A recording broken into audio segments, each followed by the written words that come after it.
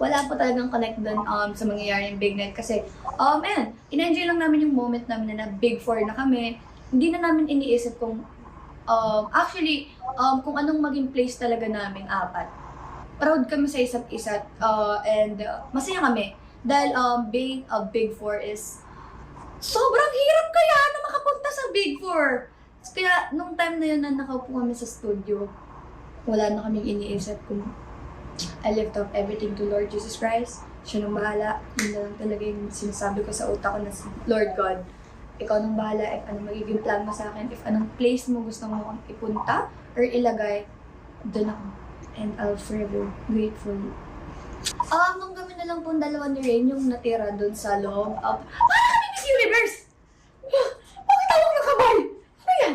Tapos nung, binanggit na. Ako po talaga, kami dalawa ni Rain, sabi po namin sa isa't isa, kahit anong mangyari, kahit anong place namin pareho, we're very proud of each other talaga na kahit, sobrang grabe, second runner-up or either big winner, grabe na yung impact nun sa amin. So, habang binabanggit ni Miss Bianca, kinakabahan kami syempre. Alam ko naman na gusto din ni Rain na maging big winner. And yeah, habang binabanggit ni Madam Bion, sobrang kinakabahan